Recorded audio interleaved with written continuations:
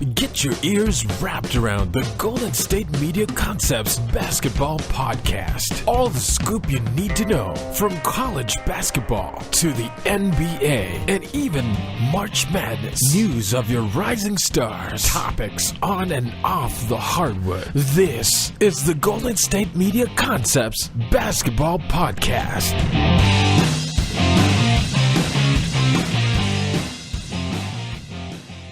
Good morning, everyone, and welcome to the Golden State Media Concepts Basketball Podcast. I'm your host, Pauline, and today I wanted to start off with a story that, so some news that sparked up this weekend. And so preseason has begun. We've had some preseason games already underway, which I'm going to get into later on in the episode.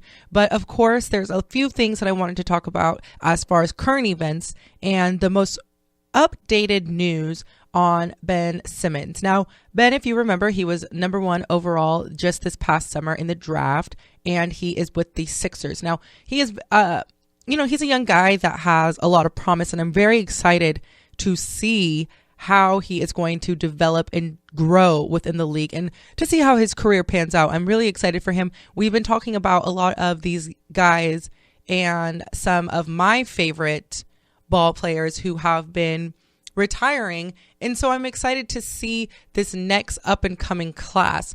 And we're kind of like in this transition time right now, it seems like, where a lot of our favorites of the last decade and a half are now phasing out, and we're having these new young guys who in another decade and a half are going to be phasing out. And so, but with that being said, so Ben this past weekend suffered a really bad foot injury in practice. So during training camp and things like that, and everybody was really, when I heard the news on Friday, I was nervous for him because it's one of those things where you never want to get injured, and season hasn't even begun yet, and this is already happening. And so I was a little bit taken aback, and I was kind of nervous for him just because, like I said, as a person who wants to see him do well in the league, as well as a person who played sports and just knows how devastating and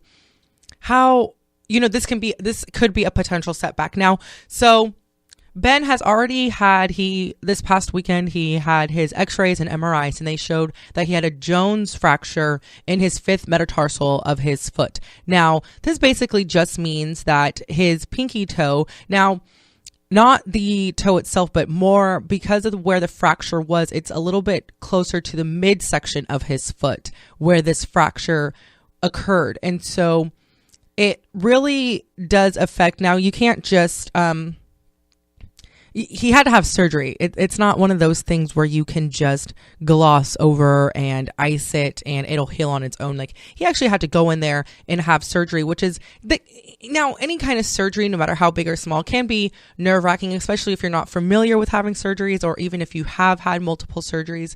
Anytime you have surgery, it's kind of nervous. And then there's, of course, you suffer the injury, you go through with the surgery, depending on how severe that injury is. And then you have this waiting period. It's the recovery stage. Now, for me, and I've had shoulder surgery, I've had 2 foot surgeries. And for me, the recovery part of an injury is always the worst.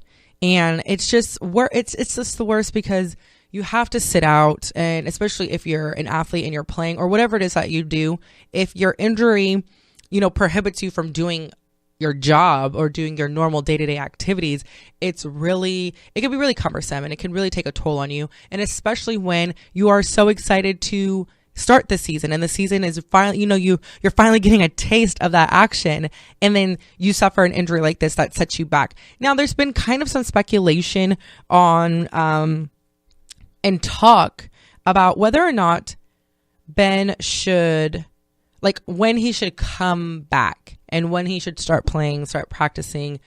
How long should he sit out? Should he sit out the rest of the season? Should he sit out a couple of months? How long is a couple of months? Should he press it? When is it time for him to start that rehab stage? And now, mind you, it's only been about a week going on a week that he has suffered this injury, and people are already discussing when he's going to come back. And that's a lot of pressure, just that in itself. But let me remind you that my advice for Ben is to wait it out and to recover and to be fully recovered and not to push anything. There's nothing really at stake. Now, his agent, Rich Paul, has already said that he's expressed that he wants him to rest and to sit out this season. There's no need to force anything. There's no need to rush anything. You want your foot to heal as fully and as well as possible without pushing. Because sometimes what happens when we push these injuries, and especially your feet, he's going to be using his feet the rest of his career. And so he always needs his feet to be in good condition, essentially, for him to do his job. And there's no reason. Season hasn't even started. The Sixers are kind of like in a build-up stage right now. And so they don't really need to push it. There's nothing at stake. He's young. He still has his entire career still ahead of him. His career has it's on the cusp of starting, but there's, like I said again, there's nothing at stake. This is not the play. Like there's literally nothing at stake except for his entire career. He's a young guy. I think he's only 20.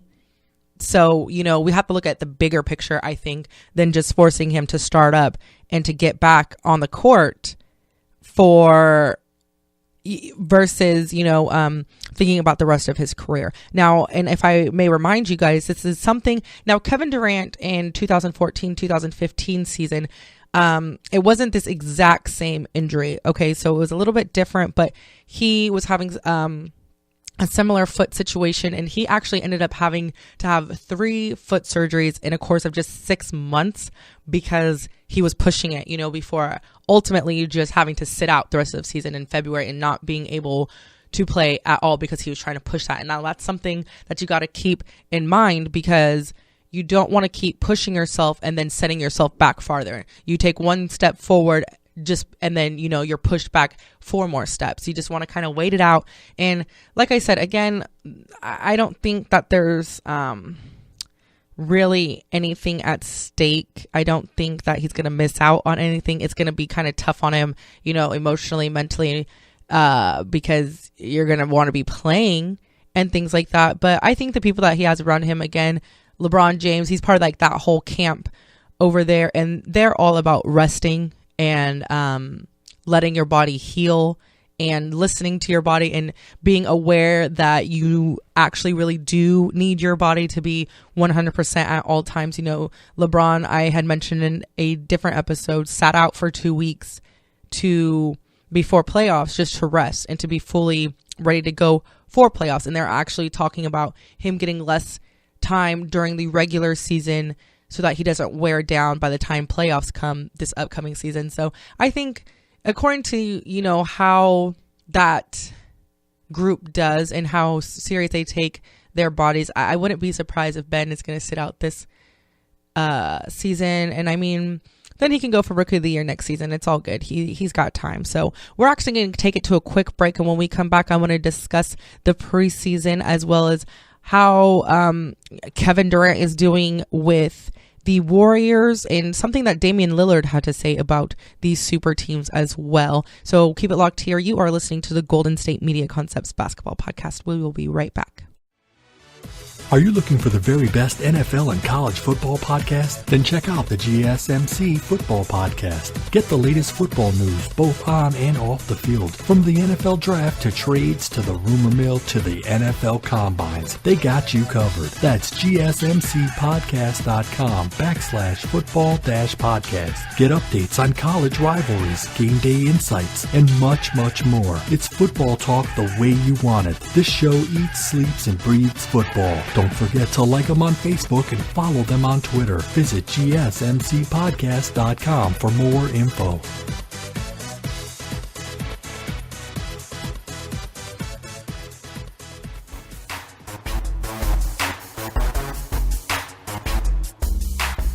Welcome back to the show. I'm your host, Pauline, and you are listening to the Golden State Media Concepts Basketball Podcast.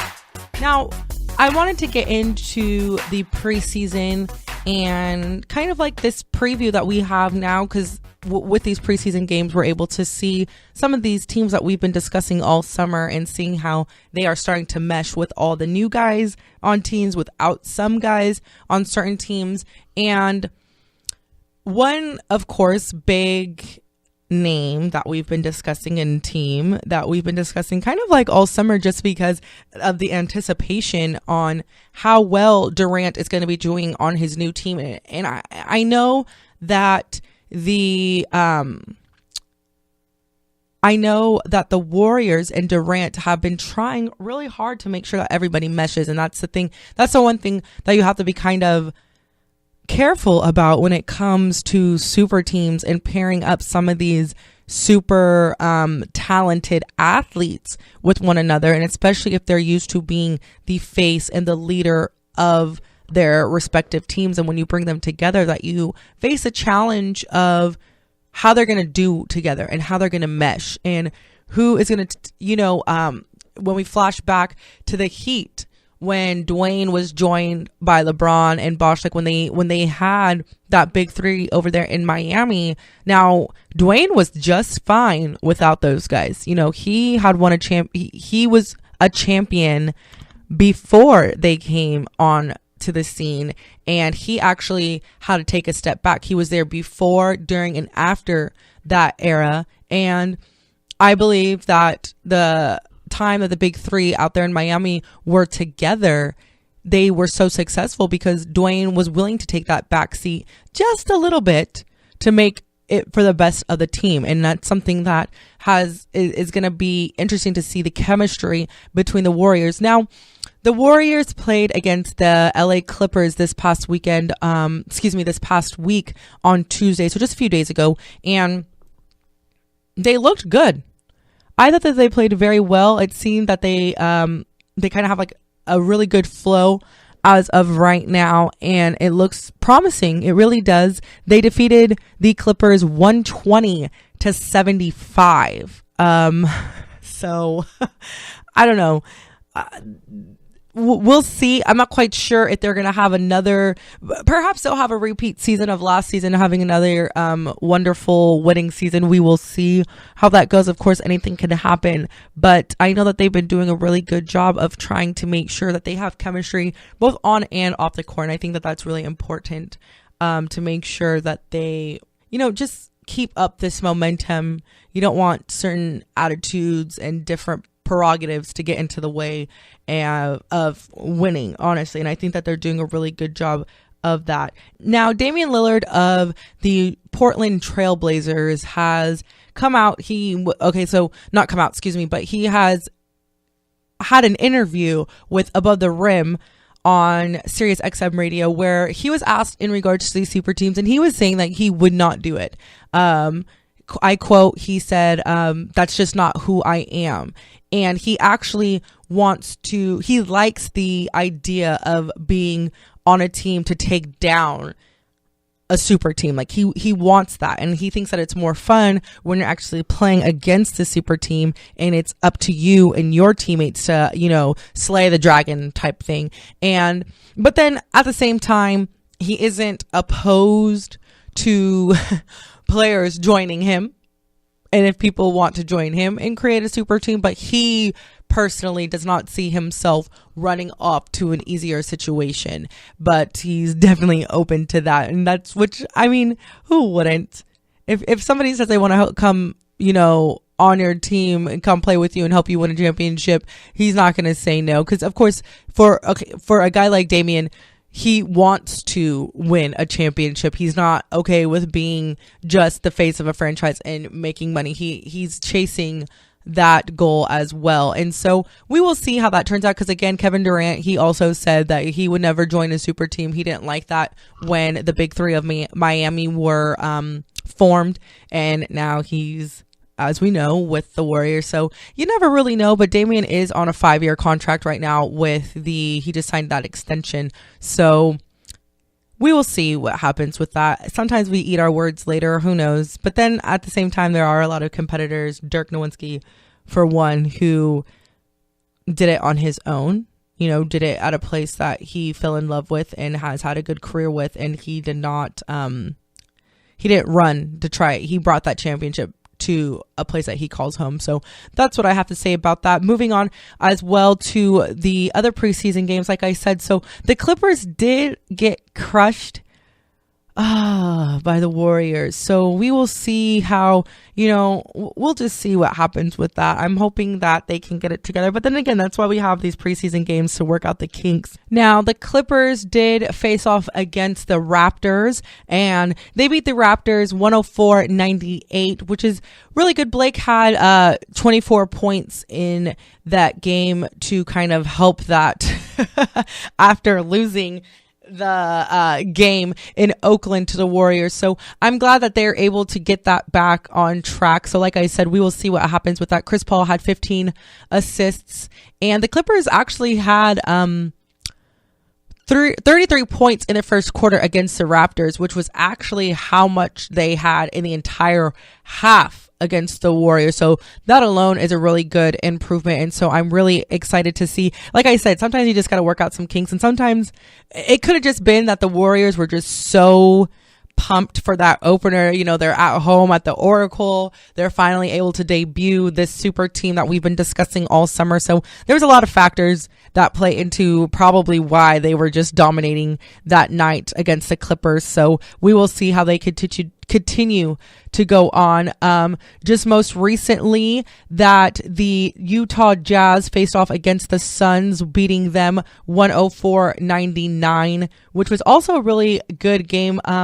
I really enjoyed watching Devin Booker. He put in 11 points, which, not bad. I like Devin Booker, and I like how he plays. So I'm hoping as these few games go on that he will get a good, that he'll do really well during this preseason leading up to the season, so that we can see more of him as well. Now, there's another injury that I kind of wanted to discuss a little bit with the Utah Jazz. So guard Dante Exum, he had to sit out actually the second half of that game for hyperextending his left knee, and that knee is actually the source of him. He tore his ACL in that knee last season and had to sit out last season. So I'm sure that was kind of nervous for him to see. And that's the other thing. I don't know, with these preseason games and training camp, I know that these guys are trying to, some of them are trying to fight for a spot. Some of them are trying to fight for more playing time, whatever it may be, to keep those contracts and things like that, because it is a business and things are still shaking and moving and things like that. And, for some of these guys, it's not always solidified. But then as far as their worth on a team, and, people are replaceable, and there's the bench is long. But then you get injured in preseason or training camp, and then you have to sit out for a couple of weeks. And it's just, I don't know. And the season is so long. And again, I guess that kind of brings us back to that discussion on whether or not the basketball season is too long, whether or not it starts too early. Are these guys getting enough rest? I don't know, because to hyperextend your knee in the same knee that you tore an ACL that forced you to sit out, I don't know if that's too early that he came back. And, this kind of shows us another, this is kind of another point, case and example for Ben on whether or not he should really come back this season coming, because you don't want to push it. You don't want it to happen too soon to where now you're potentially going to have to sit out a second season, not the whole thing, but now, you know what I mean? Like, you're sitting out the first half of another season. So an injury that could have been taken care of just by sitting out one entire season, and to resting it, and to building back the strength and building back, your body to take on that impact again. Just forcing it too much can potentially have lingering effects on other games and things like that, is basically what I'm saying. So I don't know. There's been a few injuries throughout the preseason, so we'll see how those guys bounce back from some of those. And we're actually going to take a quick break, and when we come back, we're going to wrap up this episode. There's a few other preseason little things that I wanted to touch on, as well as the WNBA is headed off into their finals for the season. So keep it locked here. You are listening to the Golden State Media Concepts Basketball Podcast. Tired of searching the vast jungle of podcasts? Now listen close and hear this out. There's a podcast network that covers just about everything that you've been searching. The Golden State Media Concepts Podcast Network is here.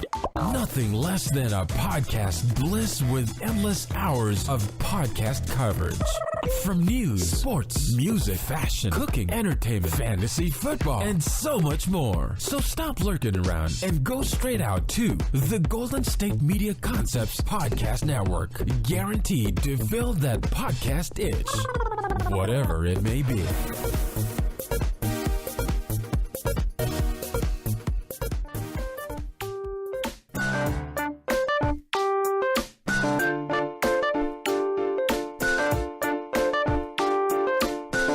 Welcome back to the Golden State Media Concepts Basketball Podcast. I'm your host, Pauline.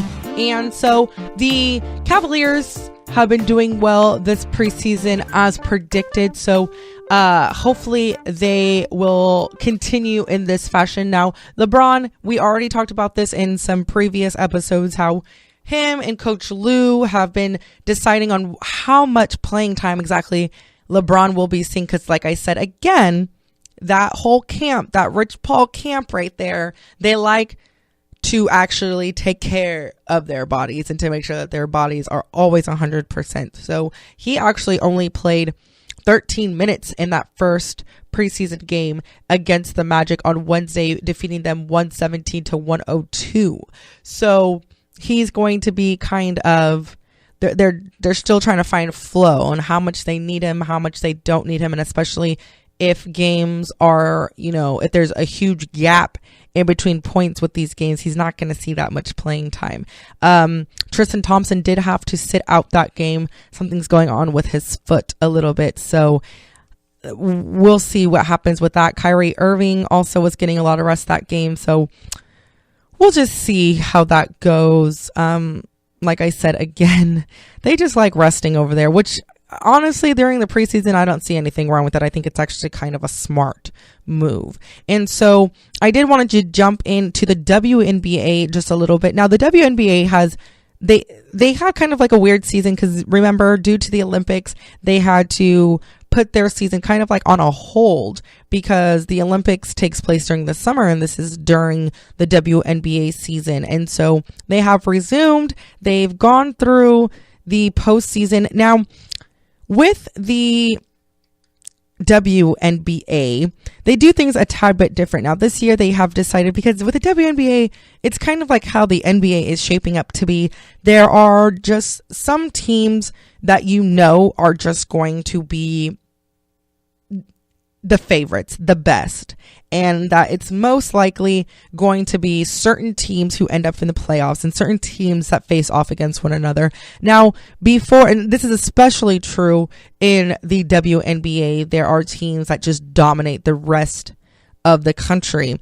Those actually being the number 1 team, Minnesota Lynx, and the number 2 team, LA Sparks. Now, but the thing with that in previous times, with the postseason, the way that the bracketing and everything worked out would be that the number 1 team, the Lynx, and the number 2 team, LA Sparks, would have had to face off in the conference finals. And they would have had to duke it out. Whoever would have won would have played a team from the East. And we all would have known that the West side would have won in that WNBA final. So they've kind of switched it up a little bit to make it a little bit more interesting, a lot more fun. And now actually the way that the bracketing was changed, these number 1 and number 2 teams are actually going to go head to head in the final. So it's going to be a lot more fun rather than just one dominating team going against a far more inferior team for the finals, and we already know how it's going to turn out, and it's going to be a dominating thing. So, and these 2 teams are more complementary. They have a lot of the they have a lot of dominating players on their team. So it's going to be nice to see them go head to head this best of 5. Now, I'm excited to see some of these games to see how it does turn out because, like I said, it's going to be a tad bit more competitive. I don't know if the NBA will ever follow suit because, the NBA is like set in precedent and they're set in their ways and they've been doing things this same way for a very long time, which I totally understand. But I mean, I don't know. I guess it's just always going to be and it kind of, I guess it does fluctuate a little bit in the playoffs. You have some teams that come back and even after a not so perfect season will come back in the playoffs and do really well. For example, the Raptors and things like that. They were doing, they had a great season. They had their best season that they've ever had in franchise history. So things do happen. So we'll see. I don't know. I guess it just is a way to try to make the WNBA a tad bit more enjoyable and more fun and less predictable. So I will give you guys an update on how well that those two teams go, how the finals go with those two teams. Excuse me. That's again the Minnesota Lynx and our LA Sparks. So, and I just say our LA Sparks because I mean they're the West Side. They're closest to here in Sacramento. So, so that's why I say that. Now, I do want to wrap up this episode with something a tad bit controversial. I want to know what you guys have to say about this. So of course, hit me up on Twitter at GSMC_basketball because I do want to hear your guys' take on this. Now, Jeff Van Gundy has made a statement in regards to players and domestic violence. And so we know that this happens around the league and there have been some players, for instance, like Derrick Rose right now is going through some legal situations due to being accused of domestic abuse by a former girlfriend, as well as Collison of the Kings. Now, he was suspended for 8 games due to pleading guilty to domestic violence as well. And now Jeff Van Gundy, he actually believes that players should be suspended for the entire season when accused of this as well. But, and then the second time that this happens, that they should be kicked out the league. Instead of, because he was saying, what is 8 games compared to someone who has been abused by their boyfriend, loved one, spouse, father, whatever it is that the role that these men are playing in these different people's lives. And this has been kind of brought up into the forefront. And I don't know. I'm wondering what people are having to say about this because I believe that there should be some stricter punishments when it comes to this, but then there's always that argument that the personal life is different than their business life, but then when their business, their personal life is put into the spotlight, how the league is going to be proactive in dealing with these different situations. And that's another thing that Jeff had said as well, is that the NBA, WNBA, and the Players Association is really proactive and they're very forward in how they deal with certain instances and situations. And so he was saying that he believes that the NBA should set the tone for how these players are dealt with, and that they should, that second time that this happens, they should be kicked out the league. So I'm kind of interested to hear what people have to say about that, because I know it's kind of difficult to hear that one of your favorite players on the court may not be your favorite person off the court. So, and that's always kind of difficult to swallow. And of course, there's a lot of factors that play into it. They were saying, the NBA did say that the reason why he was only suspended for 8 games, and that this is Collison of the Kings, the reason why he was only suspended 8 games is because he was very cooperative with police, that he did he wasn't difficult. He accepted responsibility for his actions and things like that, and that they had actually had come to this decision based upon advice given from people who work with domestic abuse victims and dealing with that, like helping the abusers as well, getting them help and things like that. And so that's kind of how they came to that decision. It wasn't just a suspension that just came out of nowhere. Like, they had reasoning for why it was an 8-game suspension. So I don't know. I do want to hear your guys' opinions on this. And when does that line between personal life and professional life cross? Does it ever cross? Should they? Because some people believe that what players and athletes do on their personal time should be handled on their personal time. But then, when do they get punished for their at the job for these cases and things like that? So I do have to wrap up this episode. So like I said, tweet me at GSMC_basketball if you have an opinion. I want to hear about it on Facebook as well. If you guys have anything to say about anything that we've talked about, even Ben Simmons, should he come back this year or should he wait? Should he just rest it and get stronger and develop and, make himself that much more of a threat next season? So we'll see. And what does that potentially mean for other rookies this year when it comes to fighting for that Rookie of the Year award? So you can listen to this episode as well as any future or past episodes on our network website. That's gsmcpodcast.com, as well as on iTunes, Google Play, SoundCloud, and Stitcher. I'm your host, Pauline, and you have been listening to the Golden State Media Concepts Basketball Podcast.